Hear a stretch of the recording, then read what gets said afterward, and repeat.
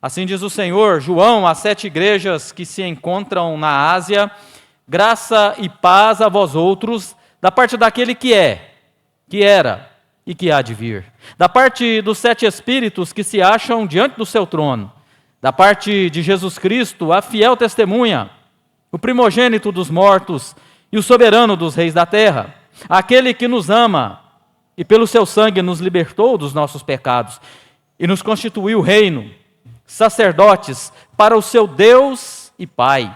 A Ele a glória e o domínio pelos séculos dos séculos. Amém. Eis que vem com as nuvens, e todo olho o verá, até quantos os trapassaram. E todas as tribos da terra se lamentarão sobre ele, certamente. Amém. Eu sou o Alfa e Ômega, diz o Senhor Deus, aquele que é, que era e que há de vir, o Todo-Poderoso. Amém. Irmãos, quando nós olhamos para a história, seja ela em qualquer esfera, em qualquer âmbito, nós encontraremos pessoas que se destacaram, grandes governantes, grandes imperadores, grandes marcas, no caso não de pessoas, mas de marcas, marcas de carro, marcas de roupa, marcas de alimento, porém todos eles passaram, todos eles em um momento da história foram ultrapassados por outros nomes, por outras marcas. Quando nós olhamos para a história bíblica, nós encontramos alguém que assim também passou na história. Alguém que em certo momento teve grande destaque, mas passou. Estou falando de Nabucodonosor, um grande imperador que mandava e desmandava na terra enquanto aqui esteve. Mas certa vez o Senhor fez com que ele ficasse tomado de uma certa loucura, e no auge do seu poder ele foi expulso de entre os homens. E ele foi morar com os animais, foi comer a erva como os bois comiam.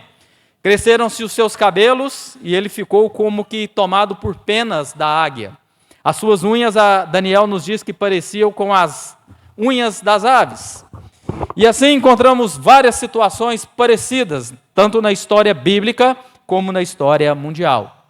Mas eu chamo a atenção dos meus irmãos para alguém que não teve a sua história mudada. Alguém que o seu governo foi e é e será para todo sempre. Versículo de número 5 fala daquele que é o soberano dos reis da terra, o Senhor nosso Deus. E é sobre ele que nós iremos ver nessa noite. O agir desse soberano rei em toda a história, passado, presente e futuro. O livro do Apocalipse, meus irmãos, é uma obra fantástica. Não só pelos seus personagens exóticos, como aquela besta que emerge do mar, que tem 7 cabeças, tem 10 chifres e 10 diademas sobre esses chifres. Não também sobre o grande dragão vermelho, que também possui 7 cabeças, 10 chifres, só que 7 diademas. O que me deixa fantástico, extasiado com esse livro, não são os seus personagens, mas sim o que está por trás dessa história. Mas sim o que fez, o que levou João a escrever essa história. Não só mostrar esses personagens, mas trazer algo para o coração daqueles que receberam o Apocalipse e também para nós nessa noite. João é o escritor, nós lemos isso no versículo 4 e ainda no versículo de número 9 do capítulo 1. Eu, João, irmão vosso e companheiro na tribulação, no reino e na perseguição em Jesus, achei-me na ilha chamada Patmos, por causa da palavra de Deus e do testemunho de Jesus. Esse João, que escreve o Apocalipse, é João, o apóstolo. Um dos livros mais antigos que se tem conhecimento, fora a palavra de Deus, foi algo que foi escrito logo na sequência do Apocalipse. O Apocalipse é escrito por volta do ano 95, e no ano 130, um homem chamado Justino, ele diz o seguinte: havia um homem entre nós, cujo nome era João, um dos apóstolos de Cristo, que profetizou por meio de uma revelação concedida a ele. Ou seja, quem escreve o Apocalipse é João, o apóstolo, que escreve o Evangelho, que caminhou com Cristo e que escreve também as epístolas.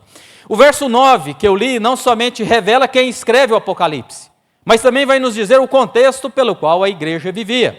João diz que naqueles dias havia tribulação, e que João estava exilado, estava preso na ilha de Patmos por causa da perseguição que estava assolando a igreja. João pregava e João testemunhava de Jesus e por isso ele havia sido preso. E assim era o início da igreja cristã. Primeiramente com o imperador Nero, que matava e que fazia barbaridades com o povo de Deus, e agora nos dias de João, o imperador Domiciano, um homem que mandava prender quem cria em Jesus e quem pregava a palavra de Deus. João é apenas preso, mas a maioria dos irmãos dos dias de João foram mortos. Olha só o que os irmãos passavam naqueles dias. Capítulo 2, verso 10, João escreve a carta à igreja de Pérgamo. Verso 10, à igreja de Esmirna. Não temas as coisas que tens de sofrer. Eis que o diabo está para lançar em prisão algum dentre vós, para ser disposto à prova, e tereis tribulação de 10 dias. Ainda no capítulo 2, João escreve à igreja de Pérgamo. Verso 13. Conheço o lugar em que habitas, onde está o trono de Satanás, e que conservas o meu nome e não negastes a minha fé. Ainda nos dias de Antipas, minha testemunha, meu fiel, o qual foi morto entre vós, onde Satanás habita.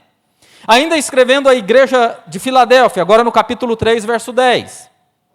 Porque guardastes a palavra da minha perseverança, também eu te guardarei na hora da provação que há de vir sobre o mundo inteiro, para experimentar os que habitam sobre a terra. Ou seja, o contexto que João escreve, os irmãos recebem o Apocalipse, são irmãos que estão vivendo terríveis perseguições, terríveis provações. E assim João vai escrever para esses irmãos, para consolar esses irmãos, para confortar os irmãos que sofriam. Às vezes nós pensamos que o Apocalipse é para tratar a respeito apenas da volta de Cristo. Não, também é para tratar da volta de Cristo, mas principalmente o Apocalipse foi escrito para consolar, para confortar aqueles que se mantinham firmes em Cristo Jesus. João escreve para dar auxílio emocional, auxílio espiritual, consolar, confortar aqueles irmãos. E é interessante o que ele vai dizer para eles. No capítulo 7, ele diz que Deus vê as lágrimas daqueles que sofrem.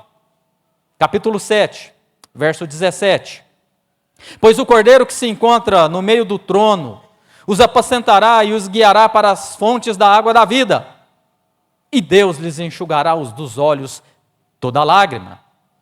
Pulando para o capítulo 8, no verso 3 em diante, João diz que Deus ouve e se agrada das orações do povo de Deus. Veio outro anjo que ficou de pé junto ao altar com um incensário de ouro, e foi-lhe dado muito incenso para oferecê-lo com as orações de todos os santos, sob o altar de ouro que se acha diante do trono, e da mão do anjo subiu à presença de Deus a fumaça do incenso, com as orações dos santos.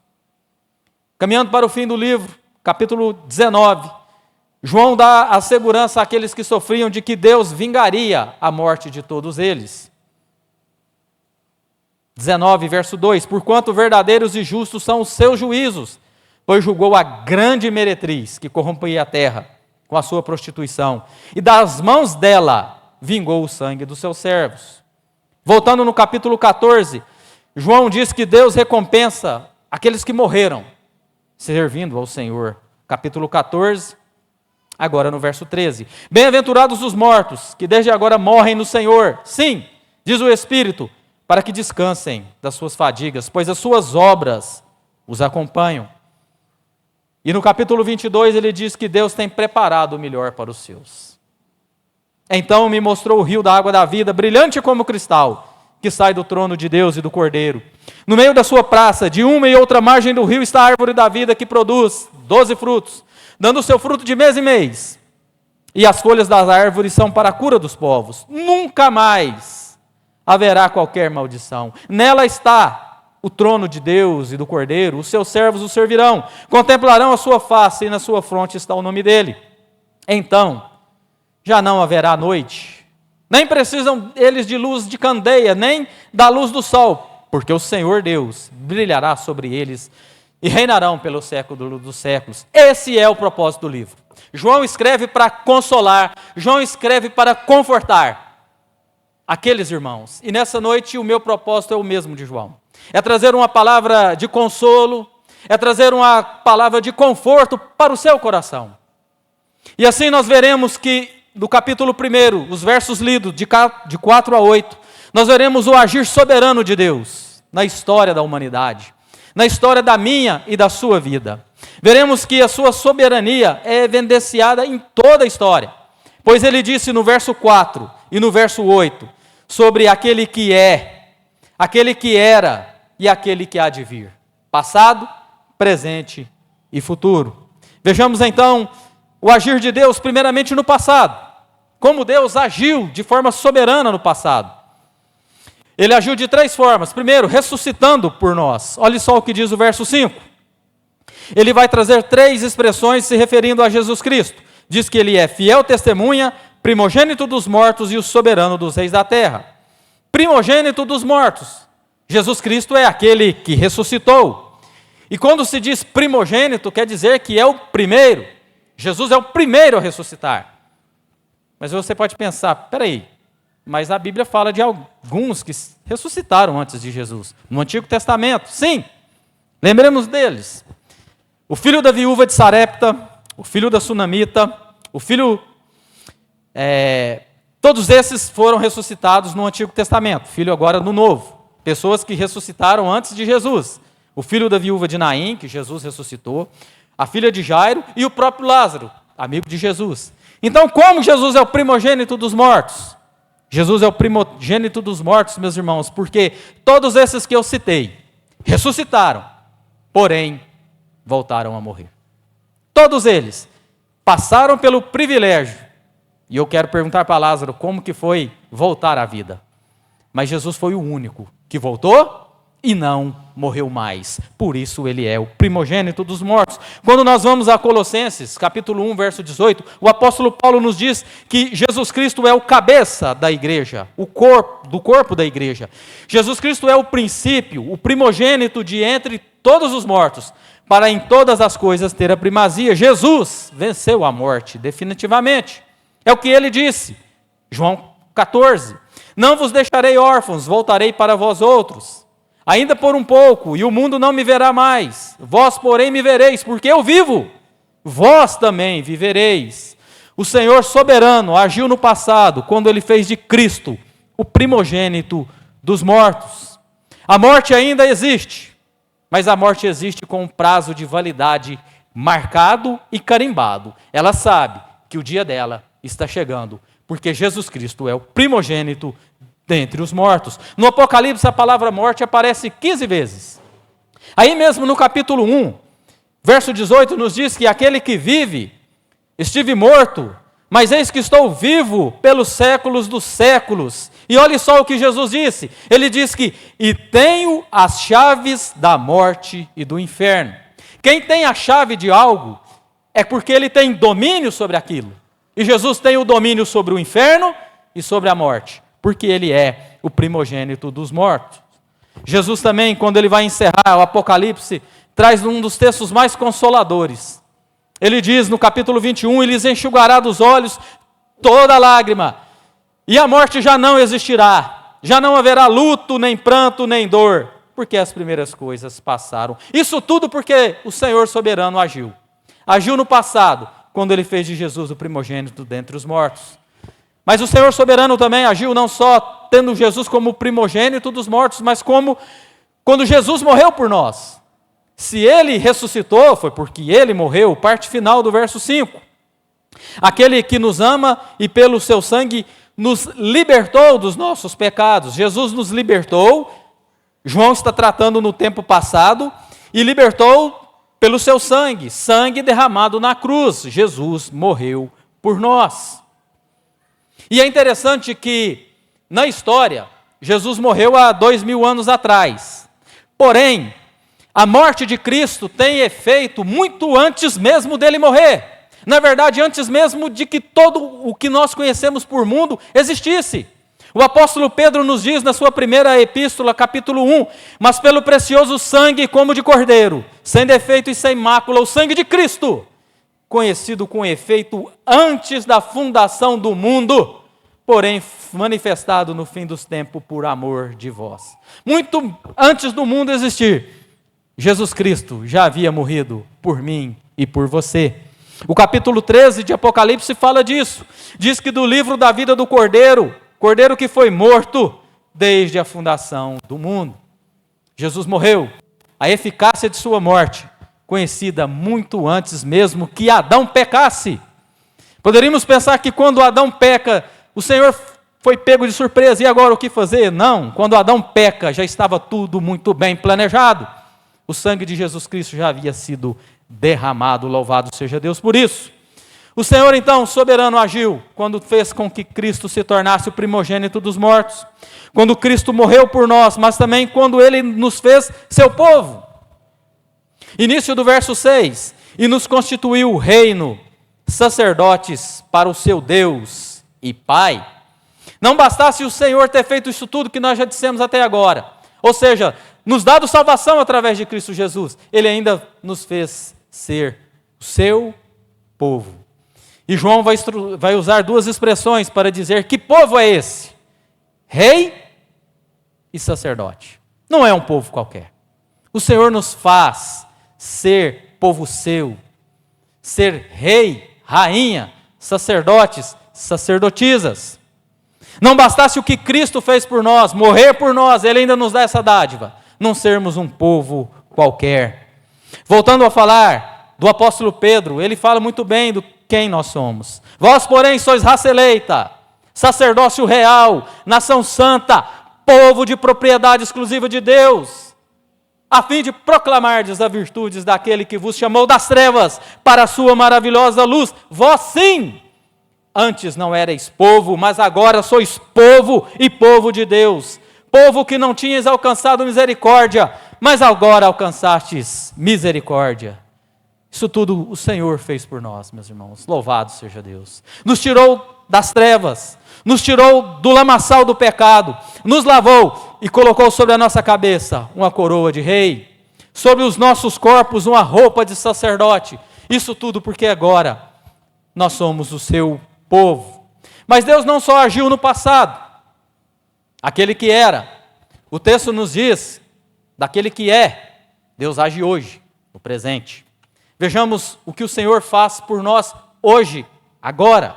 Primeiro, Ele nos dá a sua palavra. Das três expressões que Ele fala sobre Jesus, da qual nós já falamos uma, primogênito dos mortos, Ele diz também que Ele é Jesus Cristo, a fiel testemunha. Versículo 5. Aqui, irmãos, está muita coisa envolvida. Jesus recebendo o título de fiel testemunha.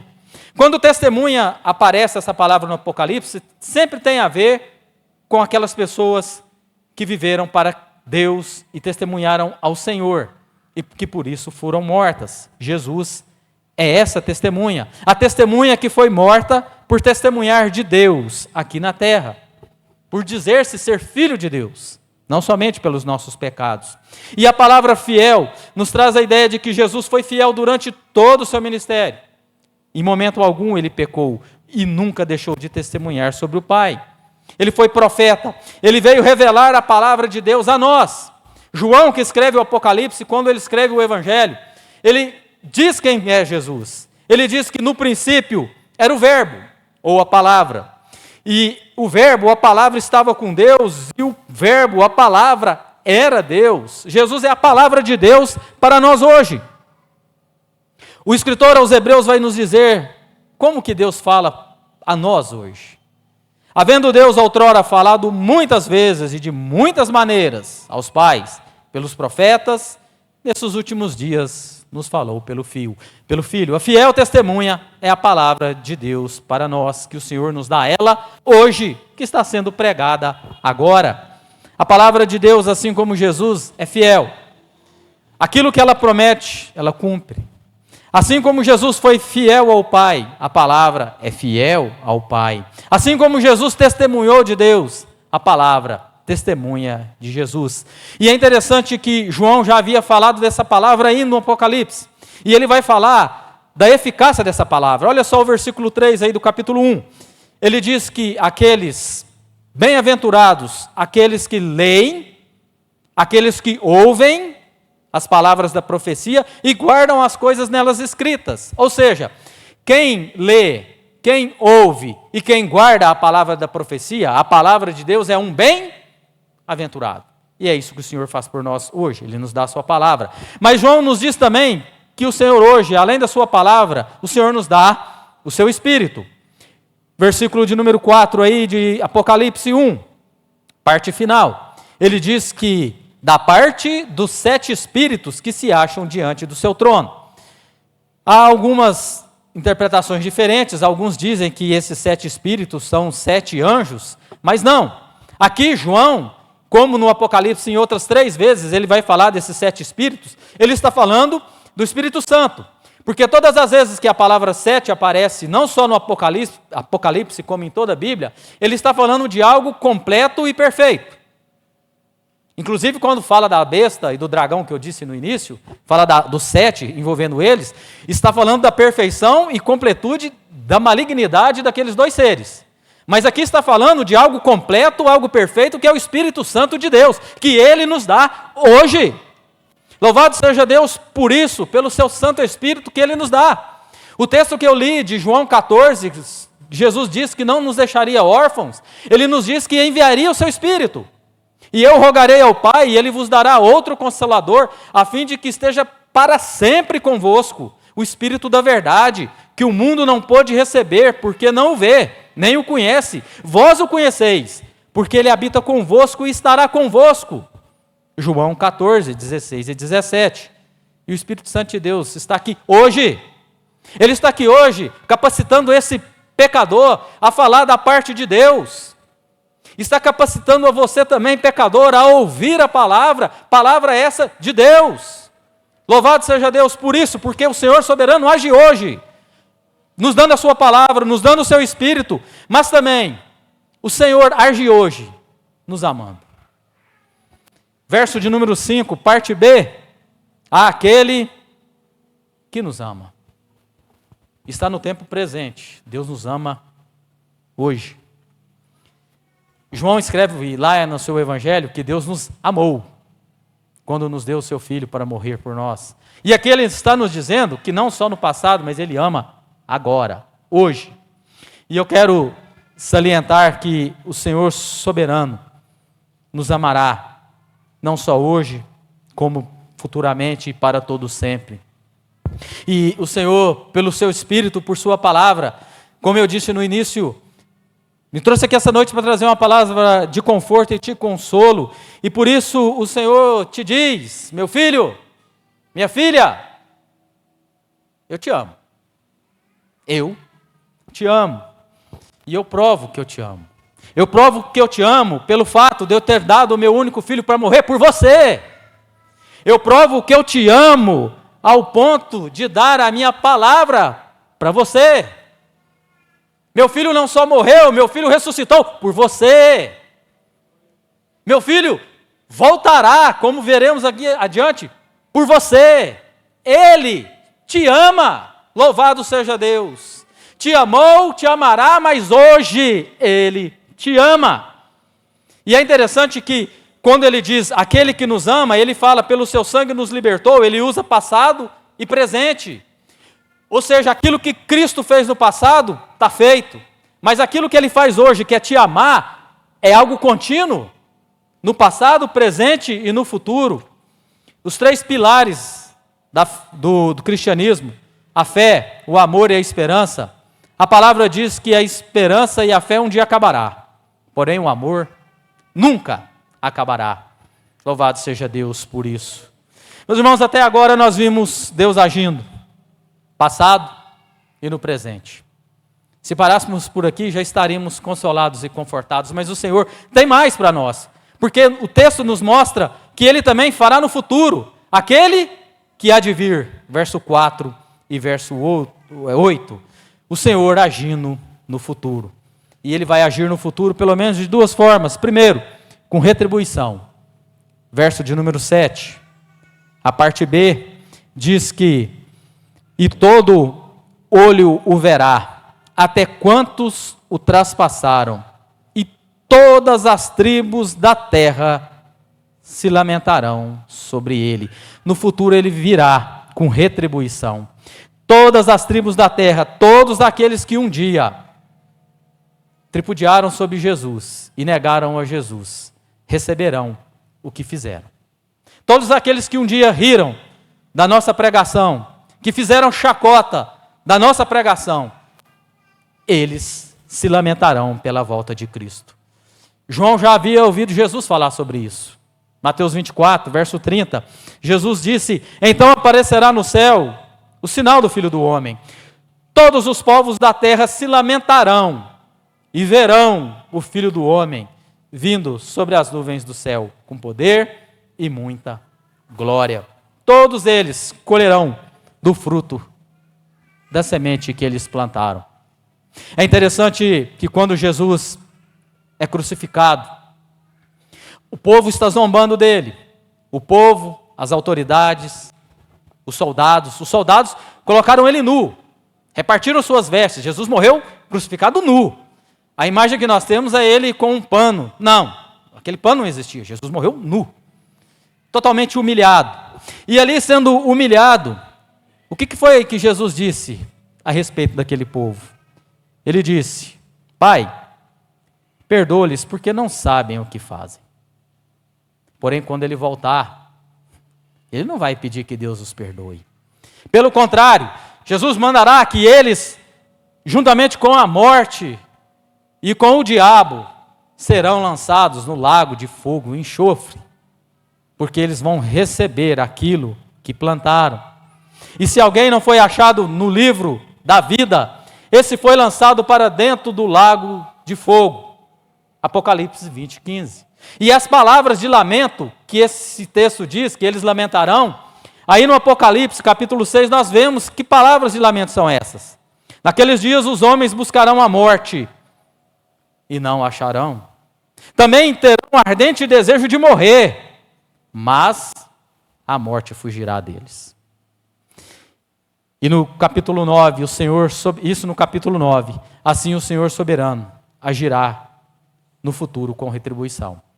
Tudo que fizeram de mal para Jesus, tudo de mal que estão fazendo para a igreja do Senhor Jesus hoje, no futuro eles colherão. Mas no futuro também, meus irmãos, terá esperança. Retribuição para quem não creu, para quem crê é esperança. O início do verso 7. Eis que vem com as nuvens e todo o olho o verá. Não só aqueles que traspassaram Jesus, mas todo aquele que estiver vivo, todo aquele que Jesus ressuscitar dentre os mortos, irá ver Jesus Cristo. A volta de Cristo, meus irmãos, trará desespero para quem não crê, mas para quem crê, a volta de Cristo é algo fantástico, é algo maravilhoso, é algo confortador e consolador, e isso é algo importantíssimo para nós, meus irmãos. Nós, como povo de Deus, temos que ter essa esperança, temos que viver nessa perspectiva de que Cristo voltará, e que Ele, assim, nos levará para morar com Ele. Essa perspectiva da volta de Cristo faz com que a igreja viva uma vida santa, faz com que a igreja evangelize aos perdidos, pregue o Evangelho. A volta de Cristo faz com que nós tenhamos consciência de que esse mundo não é nosso. Aqui somos forasteiros, aqui somos exilados. O nosso lar, a nossa pátria é a Jerusalém celestial, na qual o Senhor está preparando para nós. Se a nossa vida se limita somente a esse mundo, Paulo nos diz que a nossa esperança, ela é nula, e assim somos os mais infelizes de todos os homens. Diante das lutas que passamos, meus irmãos, nós temos que pensar que essas lutas acabarão e que Jesus voltará. Isso serve de consolo e conforto para o nosso coração. Diante de tudo o que eu disse nessa noite, eu acredito que o Senhor já aplicou a sua palavra de diversas formas aos corações dos meus irmãos. Mas eu ainda quero sugerir mais duas aplicações. A primeira delas, se você é de Cristo, o Senhor te diz nessa noite, descanse. Descanse das suas tribulações, descanse do seu sofrimento, descanse. Quem tem o mundo, quem tem a sua vida nas mãos é o Senhor soberano. Aquele que agiu no passado, aquele que age hoje e aquele que agirá no futuro, descansa. Tranquiliza o seu coração. É esse o seu Deus. Segunda aplicação, você que ainda não tem esse Deus no coração, que ainda não tem essa certeza, eu convido a você a entregar sua vida a esse Senhor soberano, a desfrutar dessa bendita esperança de não ter medo do futuro, mas sim aguardar uma expectativa do futuro, pois o que tem no futuro é o melhor para você. Confesse Jesus Cristo como seu Salvador, arrependa-se dos seus pecados, é tudo muito simples. E venha viver junto com esse povo, que se tornou um povo de reino, de sacerdote, não é um povo qualquer. Eu encerro com o versículo de número 8, Jesus ele diz para mim e para você, eu sou o alfa e ômega, diz o Senhor Deus, aquele que é, que era, que há de vir, Todo-Poderoso. Amém. Feche seus olhos, vamos orar?